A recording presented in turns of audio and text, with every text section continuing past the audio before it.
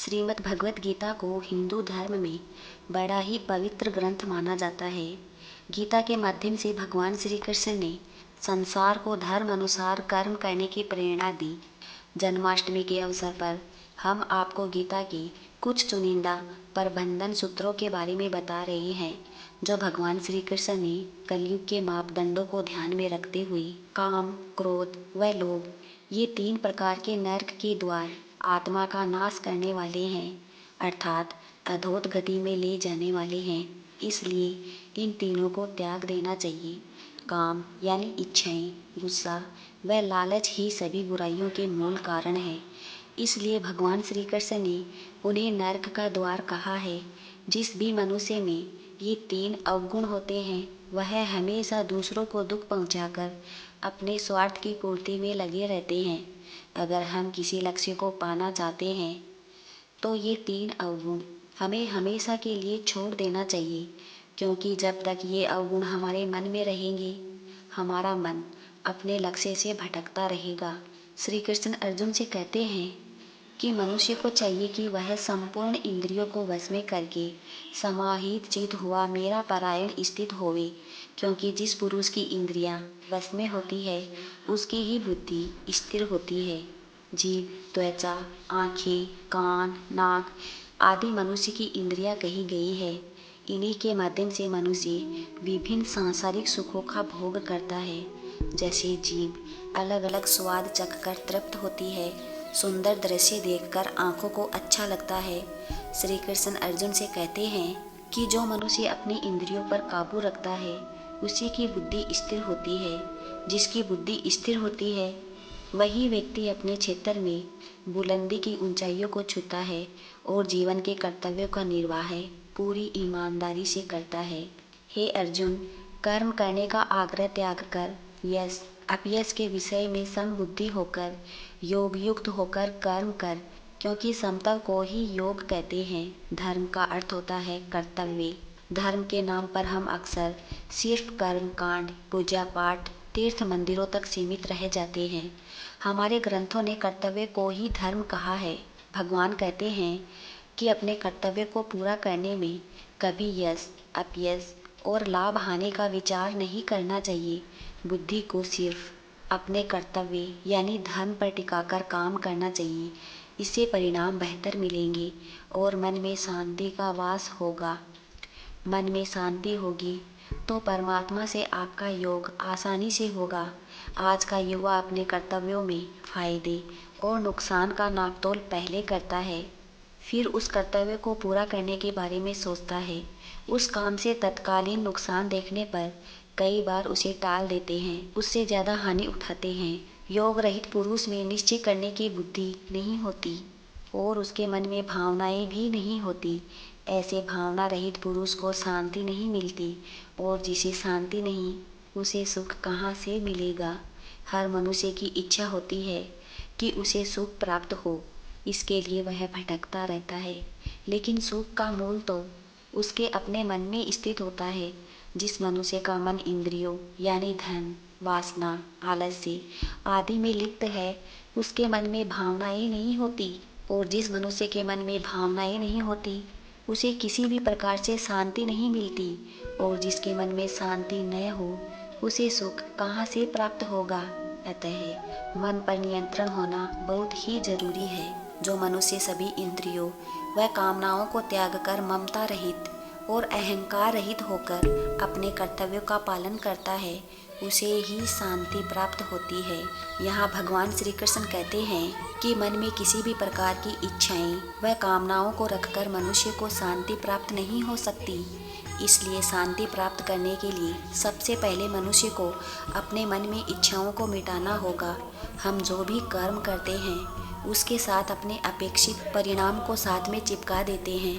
अपनी पसंद के अनुसार ही इच्छा हमें कमज़ोर कर देती है।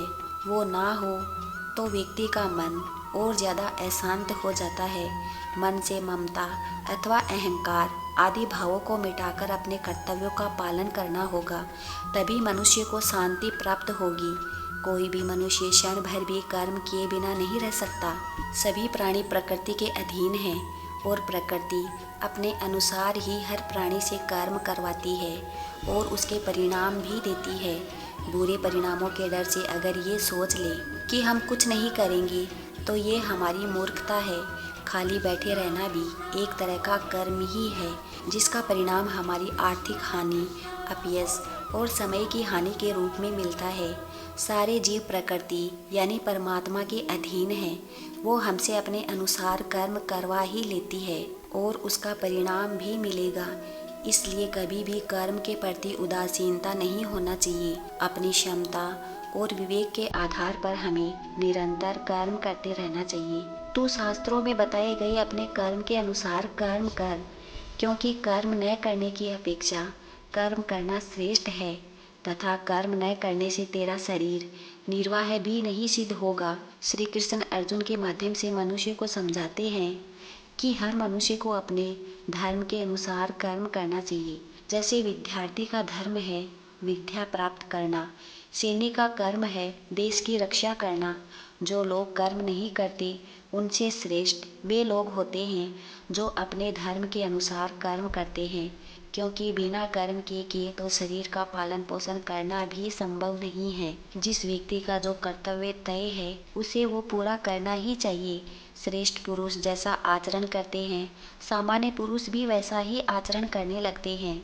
श्रेष्ठ पुरुष जिस कर्म को करता है उसी को आदर्श मानकर लोग उसका अनुसरण करते हैं। यहाँ भगवान श्री कृष्ण ने बताया है कि श्रेष्ठ पुरुष को सदैव अपने पद पर गरिमा के अनुसार ही व्यवहार करना चाहिए, क्योंकि वह जिस प्रकार का व्यवहार करेगा सामान्य मनुष्य भी उसी की नकल करेंगे। जो कार्य श्रेष्ठ पुरुष करेंगे सामान्य जन उसी को अपना आदर्श मानेंगे। उदाहरण के तौर पर अगर किसी संस्थान में उच्च अधिकारी पूरी मेहनत और निष्ठा से काम करते हैं तो वहाँ के दूसरे कर्मचारी भी वैसा ही काम करेंगे। लेकिन अगर उच्च अधिकारी काम को टालने लगेंगे तो कर्मचारी उनसे भी ज़्यादा आलसी हो जाएंगे।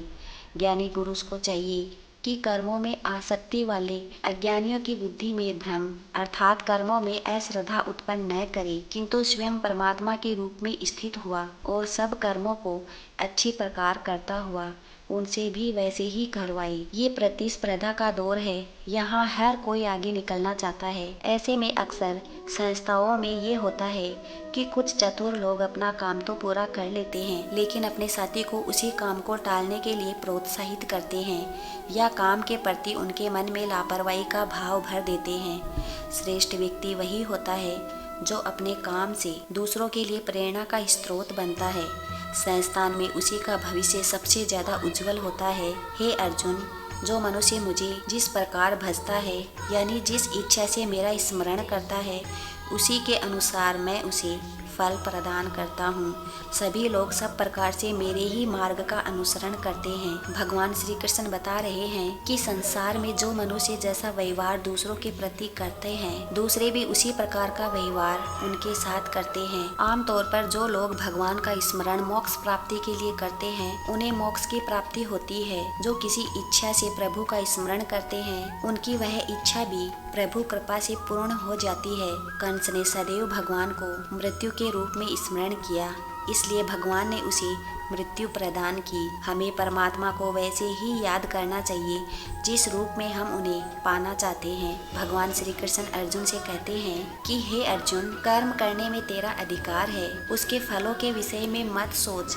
इसलिए तू कर्मों के फल का हेतु मत हो और कर्म करने के विषय में भी तू आग्रह न कर। भगवान श्री कृष्ण अर्जुन से कहते हैं कि मनुष्य को बिना फल की इच्छा से अपने कर्तव्यों का पालन पूरी निष्ठा व ईमानदारी से करना चाहिए। यदि कर्म करते समय फल की इच्छा मन में होगी तो आप पूर्ण निष्ठा के साथ वह कर्म नहीं कर पाएंगे।